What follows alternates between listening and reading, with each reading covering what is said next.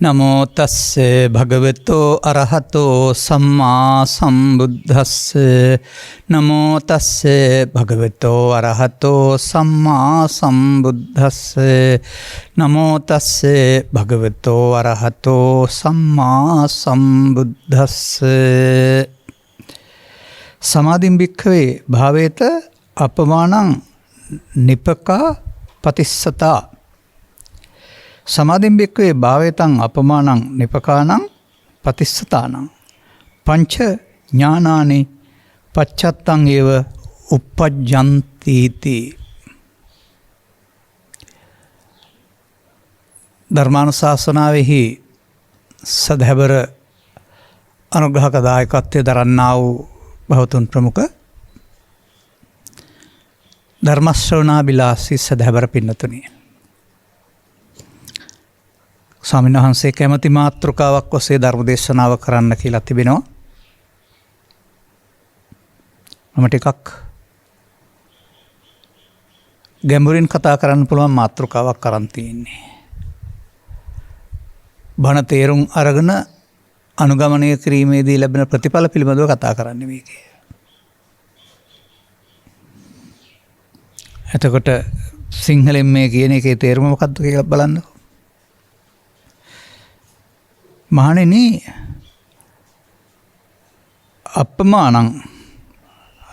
අප්‍රමාණ සමාධිය නැත්නම් ලෝකෝත්තර සමාධිය නිපකානම් පතිස්සතා නොනැතිව සිහියෙන් වඩන්න.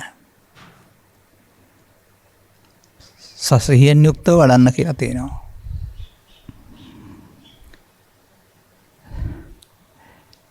ඥානයෙන් යුක්තව මේ සමාධිය වඩනවුන්ට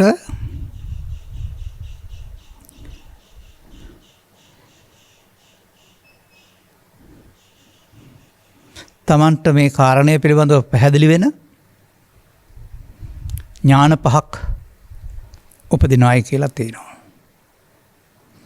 දැන් ඥාන ගැන කතා කරන්න පෙර සමාධිය ගැන කතා කරන්න ඕන. සාමාන්‍යයෙන් ඔබ ඉගෙන ගන්නකොටත් සම්මා සමාධි මිත්‍යා සමාධි කියලා ඉගෙනගෙන තියෙනවා. එතකොට තථාගතයන් වහන්සේ ත්‍රිලක්ෂණය හෝ චතුස්සත්ත්‍ය හෝ කර්මක්ෂය කිරීමේ කර්මය හෝ පටිච්චසමුප්පාද නිරෝධය හෝ යම්කිසි ධර්ම න්‍යායක් භාවිතා කරමින් ක්ලේශයන් ප්‍රහීන වෙනකොට තියෙන ස්වාභාවික තත්වයක් තමයි මේ ලෝකෝත්තර සමාධිය කියලා කියන්නේ. නමුත් අතකලවතාන යෝගින් භාවිතා කළා වූ ඒවටත් සමාධි කියනවා. ආකාසානං ඡායතනෙ විඥානං ඡායතනෙ මෙහි උපදවන හිටියානම් ඒකත් සමාධියක්. නමුත් ඒවට කියන්නේ ආයතන කියලා. ආයතන කියන්නේ ඔබ ඔය සිතේ උපදවාගත්ත බයසෝක කනගාටුව වගේ සංසුන් පැත්තේ අරමුණක්. එතකොට ඒ අරමුණක් වැඩිම තුළ අරමුණේ ඉන්න පුළුවන් කාලය තුළ වෙනත් ක්ලේශ ධර්මයන් සිතට නොවන බැවින් ඒකේ සමාධියක් පවතිනවා. නමුත් ඒක ලෝකෝත්තර සමාධිය නෙවෙයි. වර්තමානයේ විශේෂයෙන් භාවනා කරන්න යන අය දැන් කොපමණ වෙලා ඉන්න පුළුවන්ද හිත එක තැනක තියාන කියලා ඒ වඩන්නේ ඔය ලෞකික සමාධිය තමයි. ධර්මයක් භාවිතා කළේ නැත්නම් වඩන්නේ ලෞකික සමාධිය තමයි. එනිසා මේ සමාධි වර්ග දෙක පිළිබඳව වටහාගෙන ඉන්න වෙනවා. ආර්ය මාර්ගය යන පුද්ගලයාට කෙලෙස් යටපත් කරලා සමාධි ලබන්න ඕන නැහැ. දුකට හේතු අයින් වෙන්න තියෙන තත්වයක් ඔය. සංසුන් සිත කියන්නේ පවතින තත්වයක්.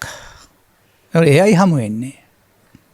නමුත් ක්ලේශයන් නැවත යලි උපදින්න හැකියාව තිබියදී ඒවා බලෙන් යටපත් කළාම ඒත් සමාධියක් තියෙනවා. දෙකේම සංසුන් සෝය සමානයි.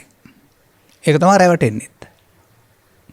මන් නිවන් ලැබලා හරි සෝවාන් වෙලා හරි හිම කියලා රැවටෙන්නේ ඒ සමානත්වය නිසා තමයි. එතකොට සදහම් මතු නොවන සදහම් අනුගමනය නොකරන සමාජයක් තුළ ධර්මයෙන් තොර භාවනාව නැත්තම් වැඩිවීමට මුල් තැන දුන්නම උන්ට සෑහෙන කාලයක් මේ සමාධිය වඩන්න පුළුවන්. අපිත් මේ ධර්මයේ හොයාගෙන යන ගමනේදී තේරෙන්න පෙර ඔය 80 81 82 කාලේ ඔය කියන අරමුණෙන් නැතුව ඉන්න පුළුවන් සමාධිය හදාගෙන ඒකේ වැඩි වෙලා ඉන්න කාලය පළල් කරන්න මහන්සි වෙච්ච අය.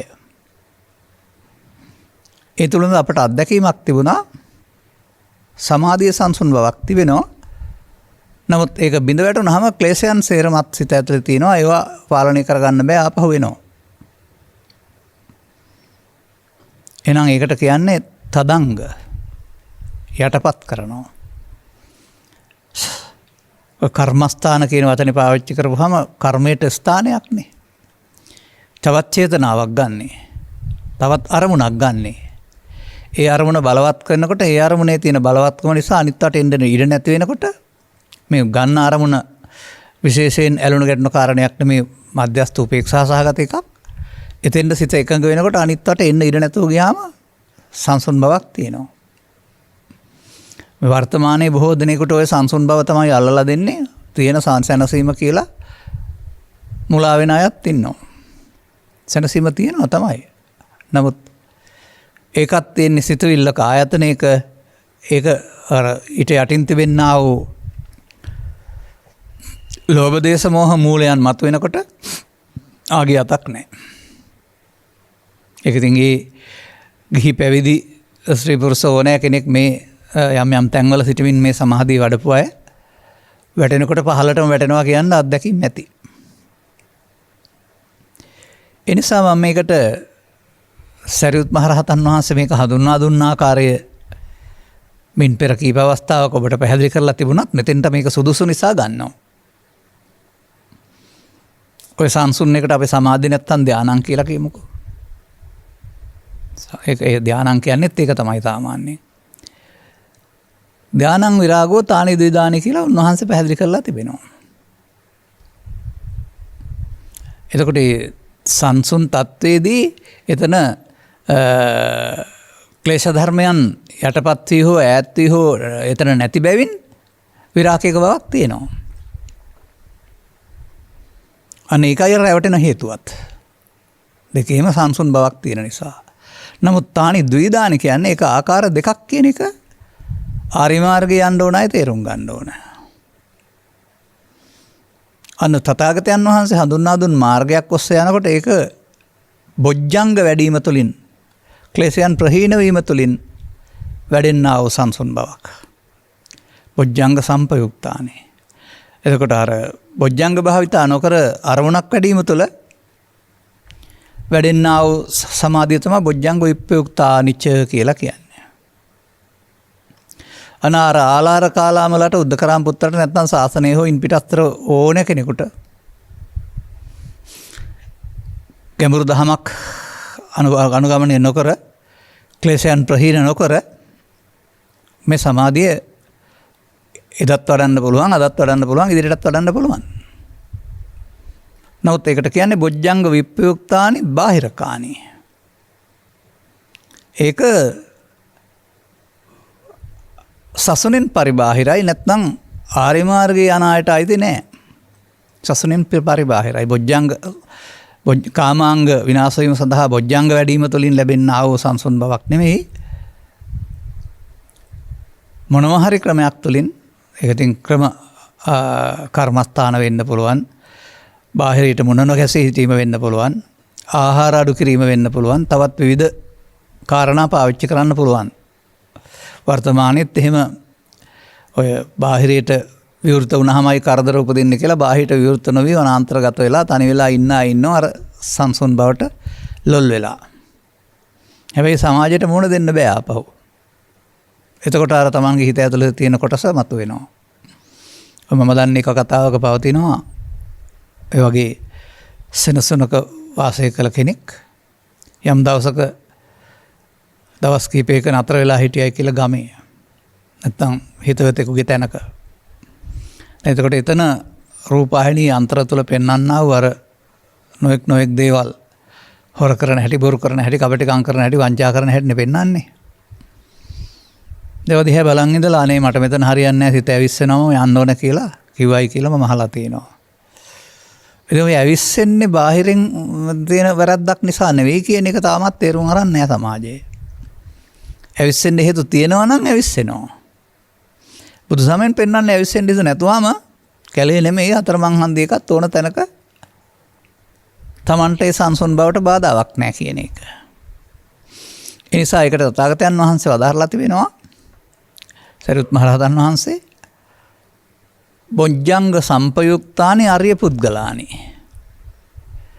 එතකොට ඒ බොජ්ජංග සහිත මේ ධාන තත්වයන් ආර්ය පුද්ගලයින්ගේ නැත්තම් සෝවාන් ආදී මාර්ගඵලලාභින්ගේ. මාර්ගඵලලාභීන් වඩන සමාධිය එකක්, මාර්ගඵල නොවන ලෞකික සමාධිය වඩන එක තවත් එකක් කියන එක මේ සාරිපුත්‍ර මහ රහතන් වහන්සේගේ ඉගැන්වීම අනුවත් තේරුම් අරගෙන මේ හැම දෙයක්ම එක සමාන කරගන්න නැතුව ඉන්න මතක තියාගන්න. මොකද මේ ලෞකික සමාධි වඩන අය පංචස්කන්ධයෙන් පංචස්කන්ධයට ඉපදීමක් මැරීමක් භාවිතා කළේ නැහැ. ඒ සඳහා කිසියම් අනිදුක්ඛ අනාත්ම වශයෙන් බැලීමක් හෝ එහෙම නැත්නම් නිරවශේෂ නිරෝධයක් හෝ එහෙම මරණ සතියක් හෝ එහෙම හමාර කිරීමක් කළේ නැහැ. ඒ සියලු හේතු යටපත් කරගෙන තවත් බලෙන් වඩන සංසුන් සමාධියකට තමයි යොන්න හුරුුනේ. නමුත් මේ කතා කරන එක ඒක නෙවෙයි. දැන් තථාගතයන් වහන්සේ මේ සම්බන්ධයෙන් පැහැදිලි කරලා තිබෙන්නේ අපිට අවුරුදු ගණන් මේකට දෙන්න බෑ. මොහොතයි දෙන්න පුළුවන්. ඒ මොහොත හැම විටම මේ මොහොත. හැම විටම මේ මොහොත වන විටය ඇසෙන් කනෙන් නාසයෙන් දිවෙන් කයෙන් හෝ සිතින් අරමුණක් උපදින අවස්ථාව. අනේ අරමුණ තුලම අරමුණත් එක්කම තමයි මේ කටයුත්තට යොමු වෙන්න ඕනකමක් තිබෙන්නේ. එතකොට රූපයක්, ශබ්දයක්, ගන්ධයක්, රසයක්, ස්පර්ශයක්, පවක් පිනක්, ධානයක්, ලෝභයක්, ද්වේෂයක්, මෝහයක් ඕන දෙයක් මුල් කොටගෙන වර්තමාන මොහොතේ රූප වේදනා සංඥා සංකාර විඥාන යන ස්කන්ධ පංචකය පහළ වෙනවා. පහළ වුණාට අපිට ස්කන්ධ පංචකයක් වශයෙන් භාවිතා කරන්න බෑ. මන්දයත් අපි මේවට අදාළ අගයන් ටිකක් චිත්තාභ්‍යන්තරයට එකතු කරලා තිබෙන්නේ. පස්සපච්චා වේදනා කියලා කිව්වට පස්ස කියලා කතා කරාට බාහිර වශයෙන් පුංචි ප්‍රත්‍ය දෙකක් ප්‍රත්‍ය වෙනවා නැත්තම් පස්ස වෙනවා. නමුත් ඔබට යම්කිසි පුද්ගලයෙක් සම්බන්ධයෙන් මනාපයක් අමනාපයක් නැත්තම් දැක්කට මොකක් වෙනසක් ඇති වෙන්නේ නැහැ. නමුත් ඔබ මේ සිත හදන්න යන්නේ කලක් තිස්සේ මේ ලෝකෙත් එක්කලා ලාභයෙන් අලාභයෙන් සැපෙන් දුකින් ඇලිලා ගැටිලා ඒවට අදාළ එකතු කළ අගයන් ගොඩක් හිතේ තියාගෙන. අර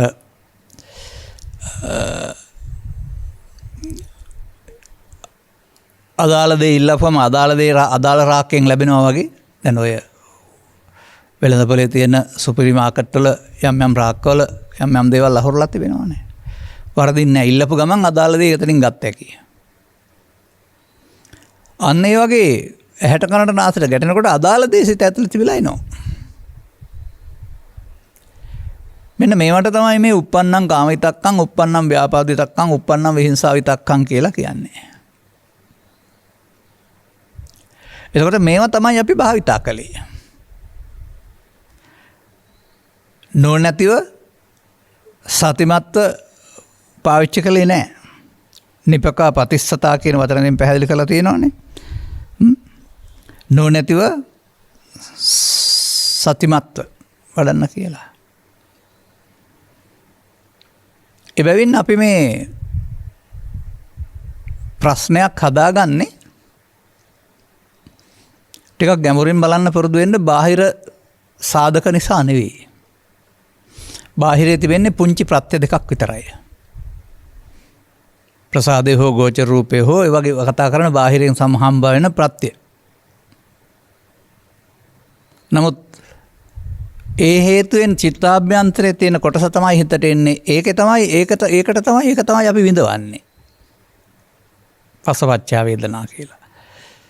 ඉස්සරහ තියෙන රූපයක් විඳිනවවත් ඉස්සරහ තියෙන දෙයක් විඳිනවවත් නෙමෙයි. තමන් ඒහන් හදාගත්ත තරහ, වෛරය, ක්‍රෝධය, ඊර්ෂ්‍යාව ඒක විඳවනවා. මෙන්න මේ විදිහට අපිට හැම විටම මේ වර්තමාන මොහොතේ සැනසෙල්ලේ ඉඳ දෙන්නේ නැත්තේ බාහිර අවවැස්ස පින්න අටලෝ දහම නොවන බවත්. ඒවට අදාළ පක්ෂ වීම විරෝධ වීම අපේ චිත්තාභ්‍යන්තරයේ කාරණාවක් බවත් ඒ පරණ එකක් බවත්. මම සාමාන්‍ය වර්තමානයේ අලුතෙන් යොදනවා පිළුණු වෙච්ච එකක් කියලා. කල්ලික්ම ගිය කියන්නේ පිළුණුලා කියලා කියන්නේ. තරහ හෝ වෛරය හෝ ක්‍රෝධය හෝ ඊර්ෂ්‍යාව ඒවා කවදා හරි මින් පෙර හදාගත්ත දේවල්. අද ඒවා නෙවෙයි. එතකොට එදා ඒක මමත්වෙන් අරගෙන තමයි චිත්තාභ්‍යන්තර ගත කළේ. අද ඒක එනකොට තේරෙන්න ඕන මේ පරණ හදාගත්ත සෙවණැල්ලකට මේ රැවටෙන්නේ මේක ඇති දෙයක් නෑ මේක ප්‍රතික්ෂේප කරන්න අතහරින්න ඕන එක කියලා. ඒ නිසා මා දකින්නේ මෙන්න මේ අතීතයට අහු වෙන්නේ නැතුව ඉන්න කියන එකයි මේ පස්ස නිරෝධෝ කියලා කියන්නේ. අපිට ස්කන්ධ පහෙන් පහට වෙනස් වෙනවා නම් ඒක ආවහම ඒකට එකතු නොවෙනවා නම් එයා යන්න ඕනනේ මොහොතකින්. සම්මා වායාමයේ උපන්න කුසල් දුරු කිරීම කියලා කියන්නේ මේ එන කොටසට එකතු නොවි එයාට යන්න කියන එක. ඔය අප සමග කතා කරන අය කියන්නේ ඒ වගේ තවත් සිත අභ්‍යන්තරයේ තියෙන දේවල් එනවා දැනෙනවා. නමුත් ඒ වෙලාවටම දැනෙනවා නැත්තම් සතුටක් ඇති වෙනවා hina යනවා. එතකොට එයාට එකතු වෙන්න ඉඩ නැහැ එයා යන්න ඕන කියලා. මෙන්න මෙහෙම මේ අතීතය හිස් වෙන්න තියෙන සංසුන් ස්වභාවයක් තමයි ස්වාභාවික සංසුන් ස්වභාවයක් තමයි මේ සමාධි කියලා කියන්නේ. ලෝකෝත්තර. එතකොට ඊට උඩින් ගත්ත අරමුණක් මුල් කරගෙන හදාගත්තා වූ සමාධියක් තමයි ආයතනය කියලා කියන්නේ. ආයතන හැම එකක්ම මිත්‍යා සමාධිය. ආයතන කියන එකේ තේරුම ඒක සිතේ හදාගන්න එකක්. පස් දොරෙන් නැතත් මනෝද්වාරයෙන් හදාගන්නා වූ එකක්. අපි කියමු පඨවි කර්මස්ථානය, ආපෝ කර්මස්ථානය කියලා. ඉතින් පඨවි ආපෝ කියලා ඒක සිතේ බලවත් කරගන්නවානේ. එතකොට අර චතුස්සත්‍ය පිළිබඳ අවබෝධයක් නොතිබුණ සමාජයේ එහෙම ක්‍රම භාවිතා කළා. තථාගතයන් වහන්සේ පැහැදිලි කරව අදහරනවා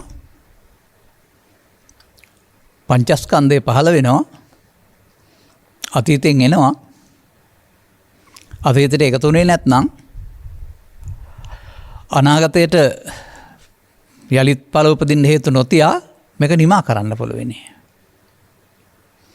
ඒ සඳහා වර්තමානයේ භාවිතා කිරීම අරමුණු කොටගත් ජීවිතයක් ගත කරන එක තමයි මේ මා දකින සාර්ථක බෞද්ධ ජීවිතය ආගමික ජීවිතය කියලා කියන්නේ.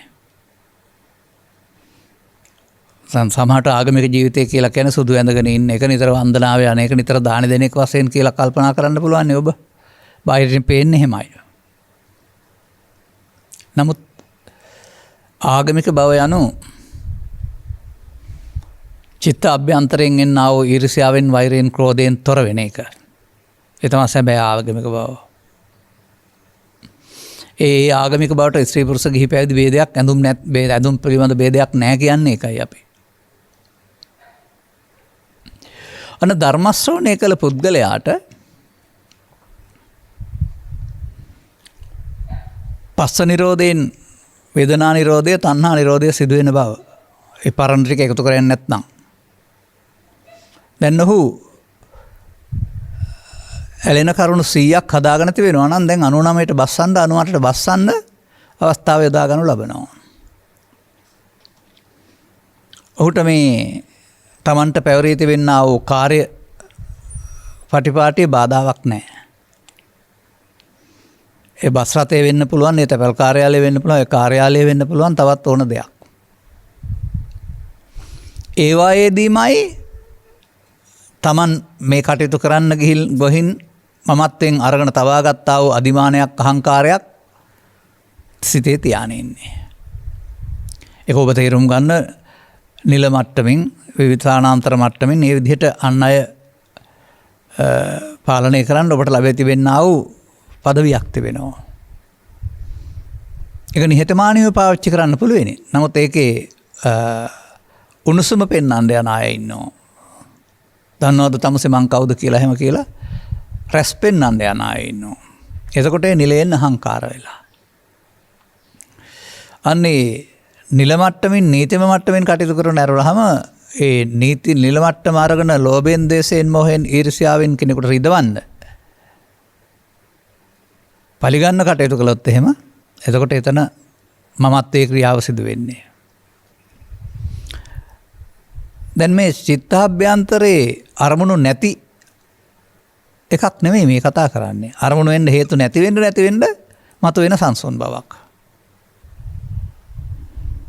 ඒක තමයි මේ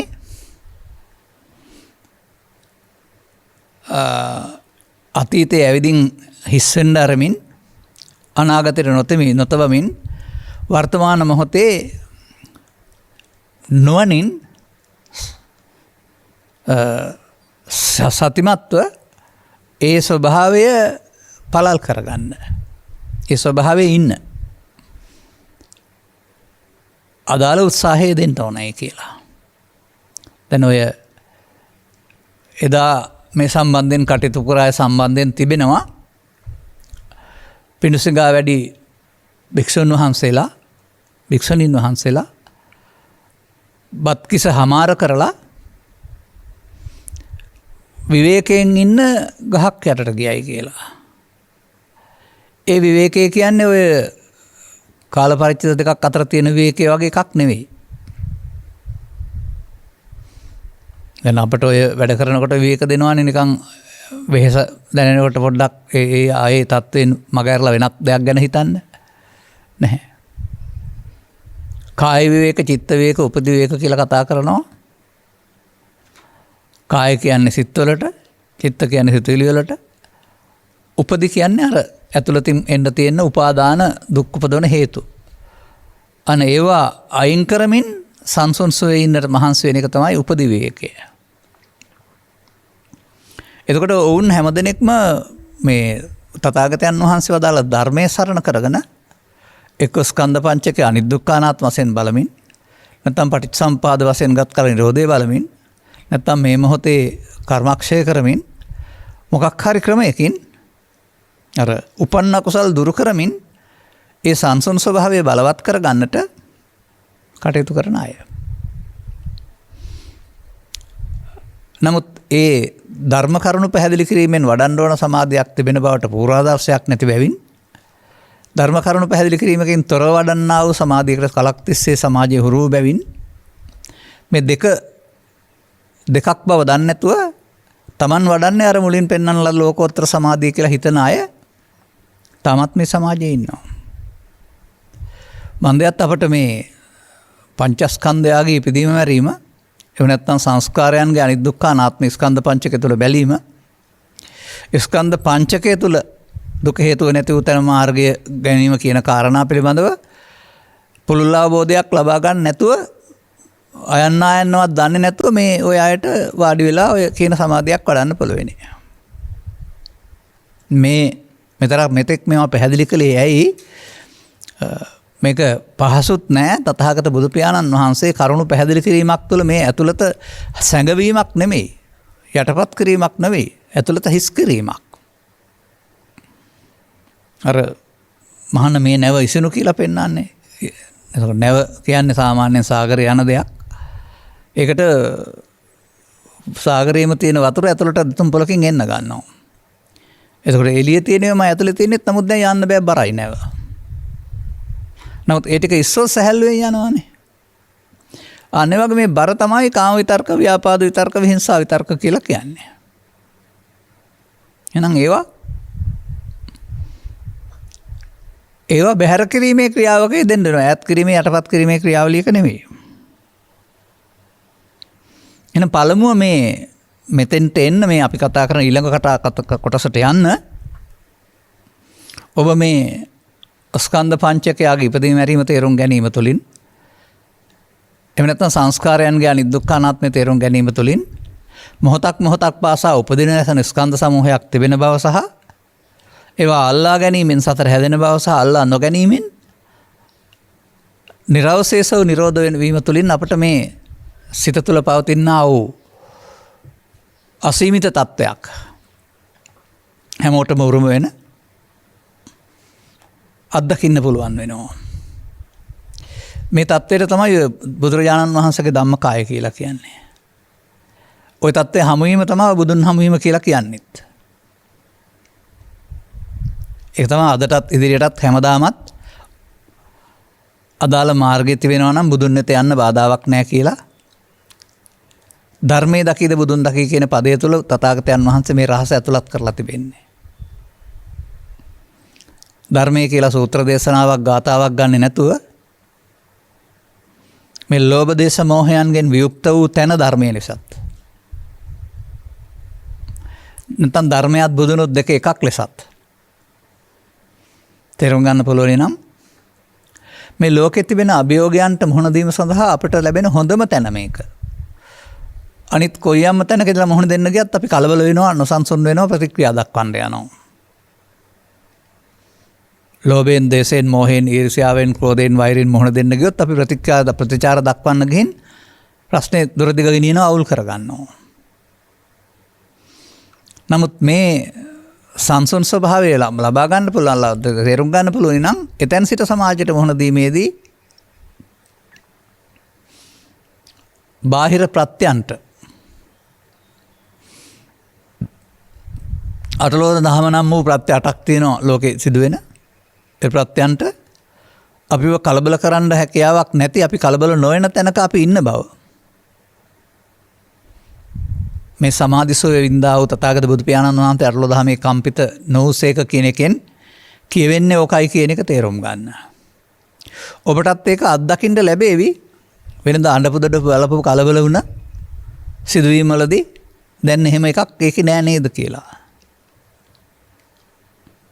අන්න ඒ තත්ත්වයන් තේරුම් ගත්ත පුද්ගලයෙකුට ඔහු ඊට පස්සේ ඔය මාර්ගඵලලාභීන් කියලා කියන අය අතරමඟ නතර වෙන්නේ නැහැ කියන්නේ අන්න ඒකයි. ඉන්න එහාට මේක සම්පූර්ණ කරගන්න. ඒක අංග සම්පූර්ණව හිමි කරගන්නට නැවත නැවතත් නිපකාපතිස්සතා නොනින් සතියෙන් යුක්තව ඒ ස්වභාවයට තියෙන බාධාවන් ඉවත් කරගන්න කටයුතු කරනු ලබනවා. එතකොට මොනවද වැඩෙන්නේ කියලා අපි බලමු. අයං සමාධි පච්චුප්පන්න සුකෝචේව ආයතින්ච සුඛ විපාකෝති පවත්තං ඒව ඥානං උප්පජ්ජති. ඔන්න ප්‍රතිඵල. මේ ලෝකෝත්තර සමාධිය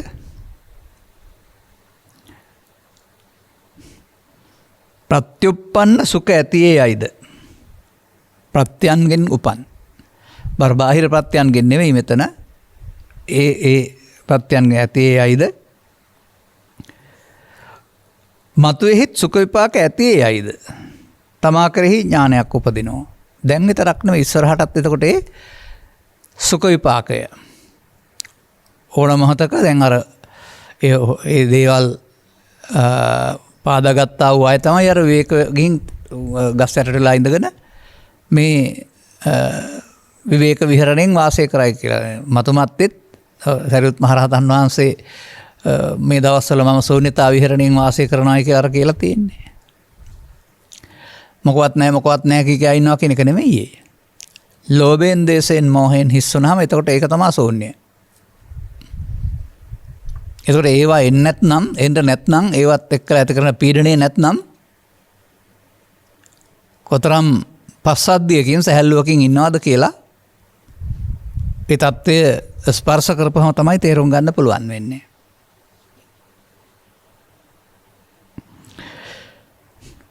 අයං සමාධින් අරියෝ නිරාමිසෝති පච්චත්තං ඒව ඥානං උප්පජ්ජති. ඔන්න තව වචනයක් ආවා.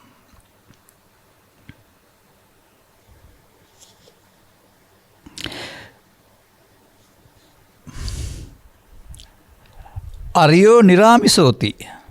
සමාධිය කෙලෙසුන්ගෙන් තොරය. ඒ වගේම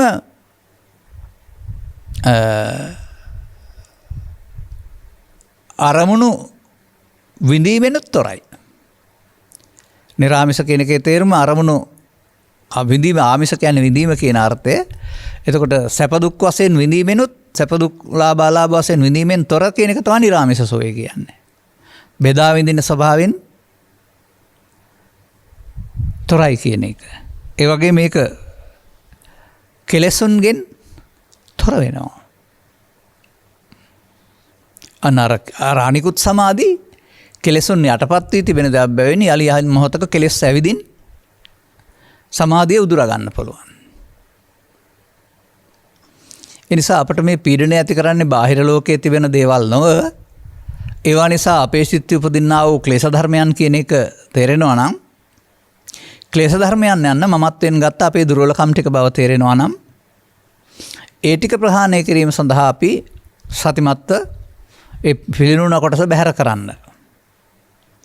අතීතයෙන් එකතු කරගත්ත දැන් අතීතය වන විට ඒවා සිද්ධි නෙමෙයි සිතුවිලි පමණයි.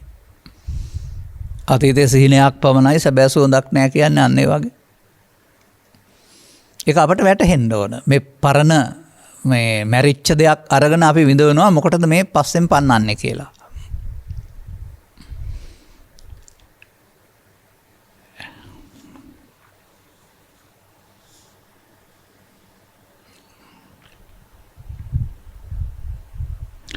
අයං සමාධින් අකාපුරිස සේවිතෝති පච්චත්තං ඒව ඥානං උප්පජ්ජති.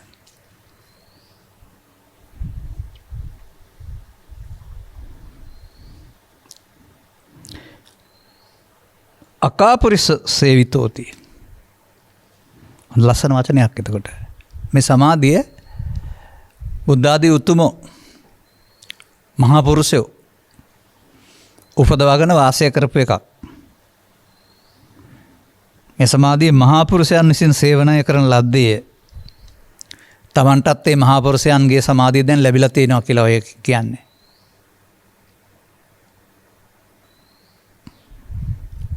අපි තව ටිකක් මේක වඩන හැටි පිළිබඳව ලැබී තිබෙන කාලයට අනුව කතා කරමු ඉස්සරහට.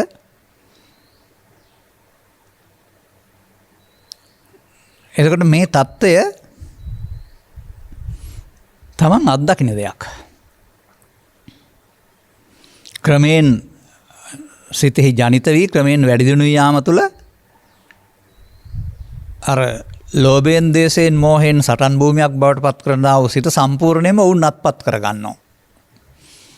සටන් භූමිය අහිමි වෙලා යනවා. එතකොට සංසුන් භූමියක් තිබෙන්නේ. අන්න එහෙම මිනිසාට ඉහාත්ම වශයෙන් මේ ජීවිතය තුළ ලබන්න පුළුවන් හිමිකමක්. මේ හිමිකම එපා කියන අය තමයි සමාජයේ බොහෝ දෙනෙක් ඉන්නේ. ඒකට හේතුව ඒක එහෙම දෙයක් බව නොදන්නකම. නිවන් කියන වචනෙන් මරණින් එහා පැත්ත තැනක් හරි කවුරු හරි ලබා දෙන තැනක් හරි හිතේ මොකක් හරි හිතා නැති මොනවා හරි කියලා. නමුත් මේ නොසන්සුන් බවට පත් කරන්නට උපදින්නා වූ කාරණා නැති යන විට ස්වභාවයෙන්ම ඇත්තේ යයි.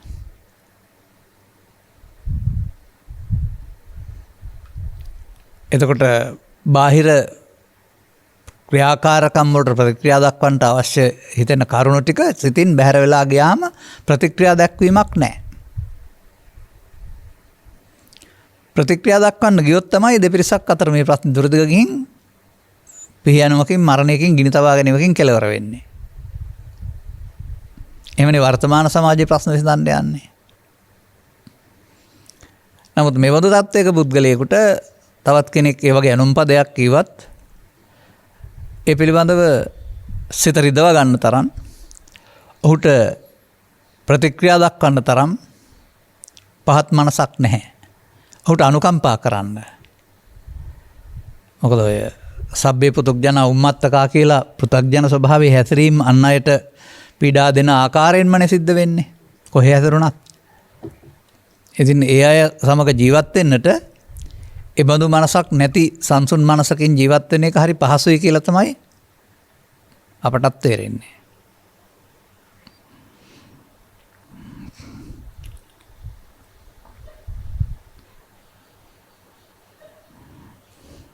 ලස්සන වචනයක් තියෙනවා ඊළඟට.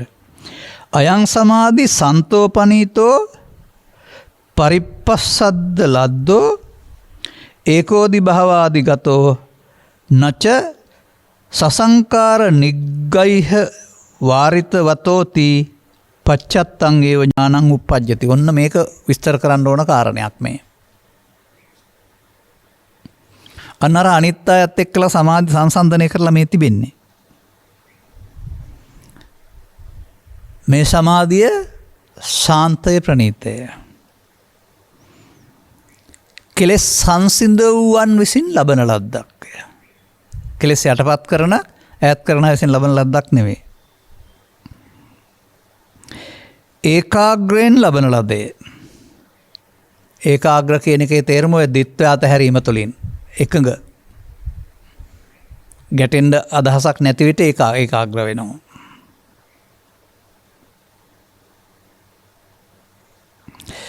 සප්‍රයෝග චිත්තයෙන් ප්‍රත්‍යනීක ධර්මයන් නොගෙන උත්සාහයෙන් කෙලෙස් වලහා ලද්දක් නොවේය. අන්න සාසව සමාධිය මෙන්. සාසව කියන්නේ ආශ්‍රව සහිත කියන එකනේ. අන්න කෙලෙස් සහිත සමාධිත් තියෙනවා. ඒවා උත්සාහයෙන් ලබන ලද්ද දේවල්. අර එක අරමුණකට හිත හුරු කරන්න ගියාපුවාම ඒක තුළින් බලවත් හුරු කිරීම තුළින් උත්සාහයෙන් ලබා ගන්න එක. සාමාන්‍යයෙන් සිත පිළිබඳව පැත්තට යන්න ගියොත් එහෙම පළමුව ඔහොම තමයි හම්බ වෙන්නේ. උත්සාහයෙන් බලෙන් තමයි මේ සමාධිය මතු කර ගන්න වෙන්නේ. මන්දයත් අර ක්ලේශ ධර්මයන් ප්‍රහිවින මාර්ගය අහුවෙලා නැහැ. මේවත් මේ මිනිස් සමාජය තුළ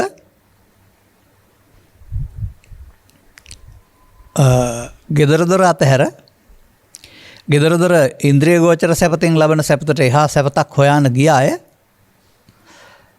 විවිධ අනාර්ය පර්යේෂණයන් කරලා හොයාගත්ත දේවල්. තථාගතයන් වහන්සේගේ ගමන් මගේදී නිවසේ කාමසුවය අතහැර සවුරුදු කාලයක් අත්ගලමතාන යෝගීන් සමග වාසය කරයි කියන්නේ උන් මේ ලබාගත් ක්ලේශයන් යටපත් කරන සමාධින් ප්‍රමත කරපු පරිශ්‍රණය.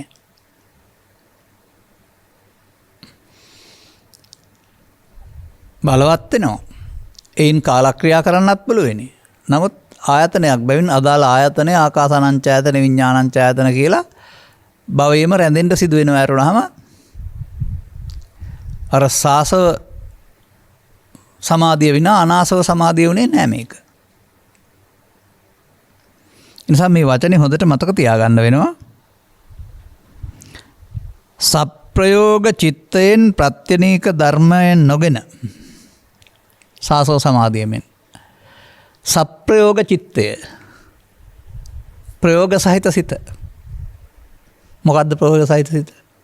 කර්මස්ථාන අරමුණ නිමිත්තක්. නිමිත්තක් වඩනවා. නිමිත්ත බලවත් කරනවා අනිත් අයින් නැතුව ඉන්න. ඒකයි සප්‍රයෝග චිත්තය කියන්නේ. ප්‍රයෝග සහිත. ඒක වත්මන් සමාජයටත් හුරු වෙලා තිබෙන කරුණක් තමයි මන්දයත් මේ ත්‍රිලක්ෂණ චතුස්සත්‍ය ගැඹුරින් පැහැදිලි වෙලා අල්ලා නොගෙන අතහරින්න පුළුවන් ස්වභාවයක් මේක තියෙන බව තේරුම් ගත්තේ නැතුවම බලෙන් යටපත් කරන්න සප්‍රයෝග චිත්තයක් තමයි පාවිච්චි කරන්නේ. ඕකයි මම කියන්නේ කමඨහන් කියන වචනේ බුදුසමයට ඇතුළත් වුණාට ධර්මයේ නොතේරෙන අයට කෙලෙස් යටපත් කරගන්න බුදුන් වහන්සේ සමහරට එහෙම දෙන්නේ නැති.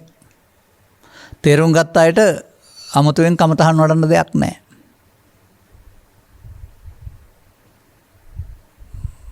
මන්දයත් වර්තමාන මොහොත හැම විටම බාහිරින් හම්බ වෙන ප්‍රත්‍ය තමන්ගේ චිත්තාභ්‍යන්තරයේ පවතිනා වූ කාරණා මතු කරලා දෙන සුළුයි. ඒවා දැන් නැහැ. නමුත් තිබෙන නිසා තමයි මතුවෙන්නේ. ඒක එතකොට අප විසින් මින් පෙර හදාගත්ත පෝෂණය කරගත්ත දෙයක් කියලා තියෙන තැනක් නැති වුණාට එන්නේ තිබෙන නිසා කියලා තේරුම් ගත්තම සප්‍රයෝග චිත්තයකින් මේ මර්ධනය කරගත්තට ඒවා අයිති වෙන්නේ තදංග විස්කම්බන කියන්නා වූ ශාසනික ව්‍යවහාරයෙන් තොර මාර්ග දෙකට. මට මතකයි ඇතැම් තැනක පවතිනවා ක්ලේශයන් සම්බන්ධයෙන් යටපත් කිරීම ඈත් කිරීම සහ මුලින් වෙනසීම කියන අර්ථයෙන් තදංග විස්කම්බන සමුච්ඡේද ප්‍රහාණය කියලා වචන තුන විග්‍රහ කරලා තියෙනවා ශාසනික පොත්පත්වලත්. නමුත් බුදු සමයෙන් පෙන්වනු ලබන්නේ සමුච්ඡේද ප්‍රහාණයමයි ප්‍රහාණය කියන එකේදී තදංග විස්කම්බන නෙවෙයි කියන එක පැහැදිලි කරලා තිබෙනවා. නමුත් සදහම් වටහා නොගත්ත කෙනෙකුට පෘථග්ජන පුද්ගලයෙකුට මොකද වෙන්නේ? මේ தത്വෙට එන්න බෑ. මේ නිරෝධය ස්කන්ධ පංචකය පිළිබඳ හඳුනාගත්තේ නැත්නම් නිරෝධය දකින්න බෑ. මතක තබා ගන්න අත්කලමතාන යෝගින් හැමදෙනාම ස්කන්ධ පංචකයක් පාවිච්චි කරලා නිරෝධය දකින්න ගියාය නෙවෙයි. අර සප්‍රයෝග චිත්තයක් මගින් නිමිත්තක් ගත්ත අරමුණක් මගින් ඒකයි එකෙන් පෙන්නන්නේ. බලෙන් යටපත් කිරීම තුළින් ලබන එක. විවිධ කරුණු එන්න තියෙන එකට එකක් අරගෙන ඒක නිසා අනිත් අය එන්න නොදී යටපත් කරනවා. නමුත් මේකේ බාහිර ප්‍රත්‍යයන් නිසා ගැටෙනකොට තමන්ගේ චිත්තාභ්‍යන්තරයේ පවතිනා මේ දුර්වලකම් ටික කාම විතර්කයක් වශයෙන් ව්‍යාපාද විතර්කයක් වශයෙන් විහිංසා විතර්කයක් වශයෙන් හට ගන්න උප්පන්නා. මතක තබා ගන්න. ඒ උප්පන්නන් කියන එක දැනගන්න ඕන තවදුරටත් තමන් ළඟ තිබෙන නිසායි උපදින්නේ. මේක ඇතුලේ තියාගෙන මේක නැතුව ඉන්න කැමති වුණාට හරියන්නේ නැහැ. අන්න ඒ නිසා තමයි ආර්ය මාර්ගයේ පුද්ගලයා කාමරාග ව්‍යාපාද තුනී කිරීම වාස කිරීම නම් මාර්ගයක යන්න ඕන කියලා කියන්නේ උපදින්න ඇරලා ඒවට එකතු වෙන්නේ නැතුව ඒව පදනම් කොටන ප්‍රතික්‍රියා දක්වන්න යන්නේ නැතුව කටයුතු කරන්න කටයුතු කිරීමෙන් ඔහුට අර සප්‍රයෝග චිත්තයකින් තොරව මේවා ඉවත් වී යනකොට ස්වභාවයෙන්ම පවතින තත්ත්වයක් හමු වෙනවා. මානම් කල්පනා කරන්නේ ඔය ස්කන්ධ පංචකයේ නිරවශේෂ නිරෝධය සිදුවෙන විට මොහොතක ඒක තමයි මාර්ගය. සෝවාන් ඵලයෙන් නිවන් දැක්ක කියන එකේ තේරුම ඔය සංසුන් සිත හමු වීම කියන එකයි.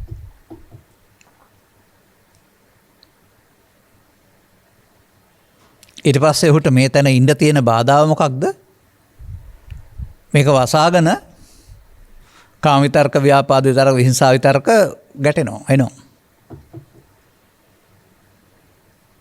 දැන් කුමක්ද ප්‍රහාණ සංඥාව පාවිච්චි කරන්න කියලා තියෙන්නේ කොහොමද?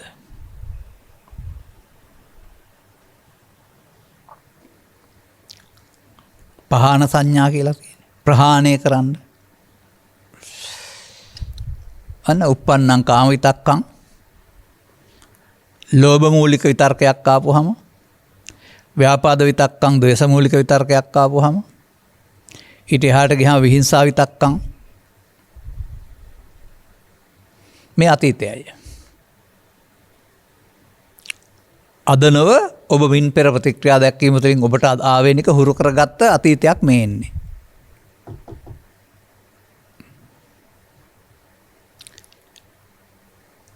ඇත්තටම සත්‍ය සම්පන්න සුවඳවත් දෙයක්ද සජීවී දෙයක්ද පරණ පුරුද්දෙන් ඇති කරගත්ත සිතුවිලි සමූහයක්ද?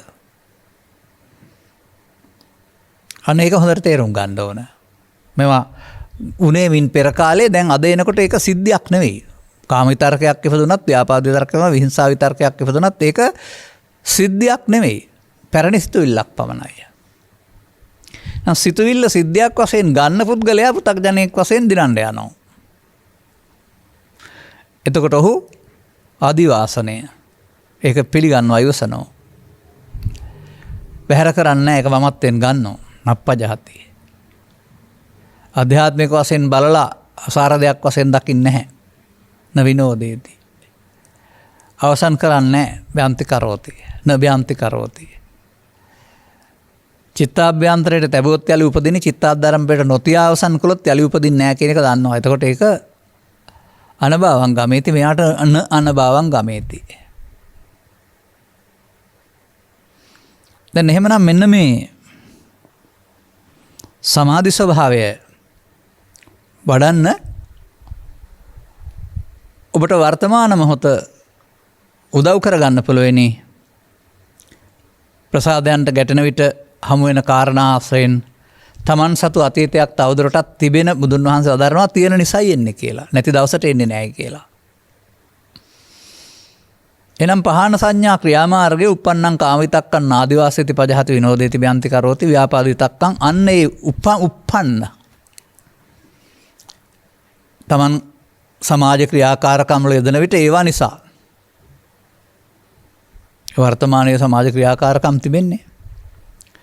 ඔවුන්ට නම් ඒවා නිසා ප්‍රතික්‍රියා දක්වන්න යනවාම සිහිය පාවිච්චි කරන්න පුළුවන් බවක් කාටවත් තේරෙන්නේ නැහැ. ඔය විරෝධතා ව්‍යාපාර වර්තමානයේ පවතින අර්බුදකාරී තත්ත්වයන් තුළ ඇමතිවරුන්ගේ මේ පින්තූර පුච්චන ඒවා ඇතුළ එහෙම නැත්නම් දේශසහගතව වචන ප්‍රකාශ කරන හැඟීම් තුළ ඔවුන් ආවේගශීලී වෙනවා වරුණාම ඔවුන්ට සතිය පාවිච්චි කරන්න පුළුවන් බව තේරෙන්නේ නැහැ. අනුකම්පා කළ යුතුයි ඇත්තටම. ඒ වගේම දීර්ඝ කාලීන ක්‍රියාපිළිවෙතකින් මේක අදාළ තැනට ගෙනෙනවා වරුණාම එකපාරටම ඔවුන් අනාථ කිරීම වගේ කාරණා තීරණ ගත්තාම ඔවුන්වත් මමත්වෙන් යුක්ත අය ඔවුන්ට රිදෙනවා. ඔවුන්ගේ අනාගතය අඳුර වෙනවා. ඔවුන්ට ජීවත් වෙන්න විදිහක් නැති එකට බය හට ගන්නවා. මේ තේරම තමයි ඔය ප්‍රතික්‍රියා වශයෙන් පේන්නේ. ඒක වර්තමානයේ මම දකින්නේ ස්වාභාවික අටලෝ දහමක් විදිහට නෙමෙයි අස්වාභාවික. ස්වාභාවික නම් ඉතින් ඔය ඉඳලා හිට ලකුණු ආටුවක් ඇවිදින් ගම් වතුරක් ගලලා එහෙම නැත්නම් අසන්න පාළු වීමක් වෙලා ඒ වගේ ස්වභාවයෙන් ලාභ සැප දුක් විඳාප සංසාර සමාජයේ කවදත් තිබුණානේ. නමුත් මේ වර්තමානයේ කෘතිමව තමයි මේ ප්‍රශ්න ඇති වෙලා තිබෙන්නේ. ඉතින් මේ තත්ත්වයන්ට මුහුණ දෙන්න වුණත් මේ බුදු සමයෙන් පෙන්වන මේ දරා ගැනීමේ හැකියාව එරෙහිවීමෙන් ප්‍රතික්‍රියා දක්වන මාර්ගයට නොයා නීත්‍යානුකූල ක්‍රියා මාර්ග මගින් ලේනරක් කරගන්නේ නැතුව මාර්ගවලට යන්නට තරම් තීරණ ගන්නට හැකි ඉවසීමක් සමාජයට ලබා දෙනවා මේ පිළිබඳ වටහීමක් තිබෙනවා නම්. නමුත් සාමාන්‍ය සමාජය කියන්නේ ඒ බඳු තත්ත්වයට සිදු දියුණු කරගත්ත පිරිසක් නෙවෙයි. තිබෙනවා නම් ඒත් තිබෙනවා ඇත්තේ ඔය වාඩි වෙලා ඉඳලා සමාධියක් වඩාගත්ත සංසුන් සමාධියක් පමණයි අර සප්‍රයෝග චිත්තයකින් හදාගත්ත. මෙන්න මේ කරුණු වටහා ගන්න වෙනවා. එතකොට මේ මම මේ පෙන්වන වචනේ මොකක්ද මේ? ඔය තමයි මිනිසාගේ උරුමය. මිනිසාට ලැබෙන්න තියෙන දේ. කවදා හරි ලැබෙන්න තියෙන දේ. ලබන්නේ නැතුව නීවරණ වැඩි දියුණු කරගන්න තරමට නිවීම වහගෙන දුක් විඳිනවා. නමුත් නීවරණ ප්‍රහාණය කරන්න පුළුවන් නම් ඒක Tamanගේ උරුමයක්. ඒක හමු වෙනවා. ලෝක ස්වභාවයේ හමුවේදී නොසන්සුන් නොවී ඉන්න සංසුන් සිතක් Tamanට තිබෙනවා නම් ඒක කොතරම් වටිනවද කියලා ඒකේ කලබල වල ස්වභාවයේ තියෙන අගේ තේරෙනකොට ඔය නොමිලේලත් නිවන් සුව වළඳනවා කියලා පැහැදිලි කරන්නේ ඒකනේ.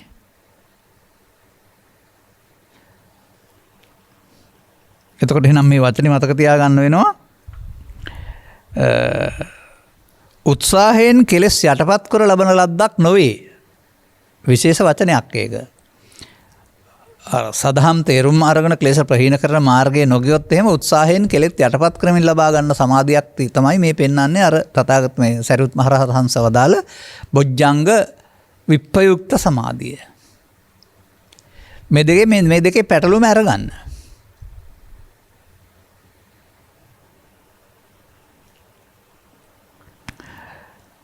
සෝකෝ පනාහං ඉමං සමාධින් සතෝව සමාපජ්ජාමි සතෝව උට්ඨහාමීති පච්චත්තං ඒව ඥානං uppajjati. තවත් එහාට වචනෙකුත් තිබෙනවා ඕනනම්. අර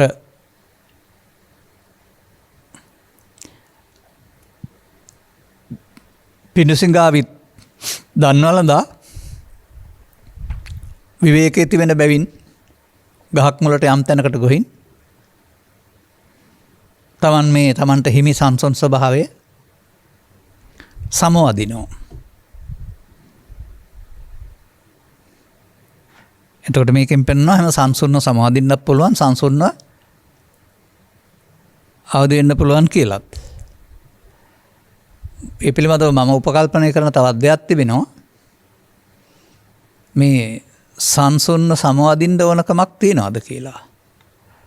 දැන් ඔය අනිත් අය නම් බාහිර ලෝකේ කරදර නිසා සංසුන් සමාධියකටපත් වෙලා ලෝකේ අමතක කරලා ඉන්න එක කරන්නේ. ලෝකේ කරදර දකින්නකොට උපදින නිසා. ඒ අර කෙලෙස් යටපත් කරන සමාධිය.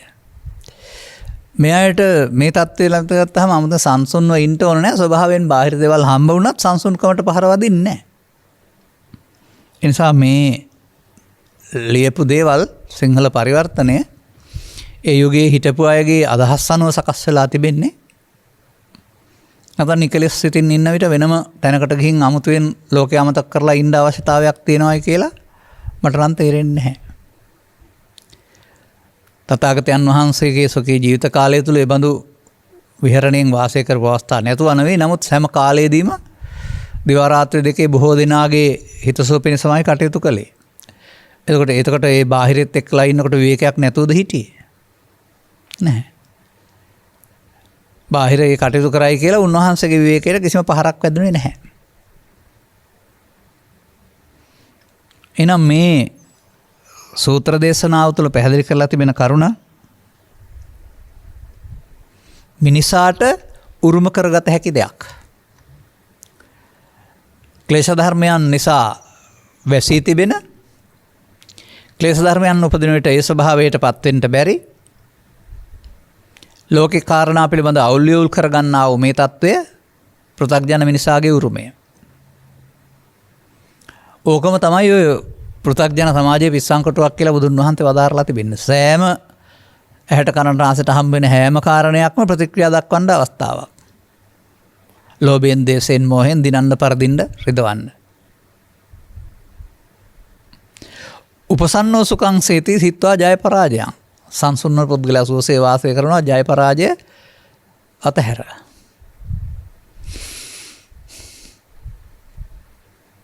අන්න ඒ වගේ මිනිසාට ස්වකීය ජීවිතය තුළ මේ හදාගත්ත ලෝභ දේශ මොහ සිතුවිලි ඒවා යටපත් කිරීමෙන් ලබාගත් සමාධි සිතුවිලි මේ සියල්ල ආයතන වශයෙන් ලෞකික මට්ටමක් තිබෙන බව. ස්වභාවිකත්වයේ ඉක්මවා යන අස්වාභාවික මට්ටමින් ඉන්න බව. ඒ අස්වාභාවික මට්ටමේ පැවැත්ම තමයි පවෙන් පරලෝ යාම, පිනෙන් පරලෝ යාම, ධානයෙන් පරලෝ යාම කියලා කතා කරන්න කියන එක තේරුම් ගන්න. හැම එකක්ම ඔය ඒවා මමත්වෙන් ගැනීම තුළ. ඒවා ආයතන වශයෙන් පරලෝ යාමක් තියෙන්නේ. දැන් අර සමාධියට ආවම මොකෙන්ද පරලෝ යන්නේ? එතන පවත් නෙවෙයි, පිනත් නෙවෙයි, ලෞකික ධානයත් නෙවෙයි. ඔය ජාතියක්, ජරාවක්, ව්‍යාධියක්, ශෝකයක්, මරණයක් නැති සාන්ත සුන්දර සදාකාලික කියන වචන වලින් පාවිච්චි කරන්නේ ආරම්භයක් අවසානයක් නැති මේ මිනිසාට උරුම කරගන්න තිබෙන්නා වූ මේ සංසුන් ස්වභාවයේ බව ඔබට තේරුම් ගන්න පුළුවනි නම් බුද්ධෝත්පාදයක මිනිසත් බව ලබා සදහම් පැහැදිලි කරන සමාජයක උපත ලබා ඒ කරුණු තේරුම් ගැනීමෙන් අනුගමනීය ප්‍රතිපදාවක් තුළ මේ தත්ත්වය ස්පර්ශ කරනු විනා ඊට වඩා ලොකු දෙයක් කරන්න ලෝකෙ කොහෙවත් නැති බවත් අද ඒ ගැන සැලකිලිමත් වුණේ නැත්නම් පසු කාලීනව ඒ ගැන සැලකිලිමත් වෙන්න අවස්ථාවක් ආයේ යෙදෙන්න ඉඩ නැති බවත්. මොකද ඒක මතුවෙන්න ඕනනේ. මනුස්ස පටිලාභෝච සද්දම්මස්සච දේශනා. සදහම් කියන්නේ සූත්‍ර දේශනා නෙවෙයි.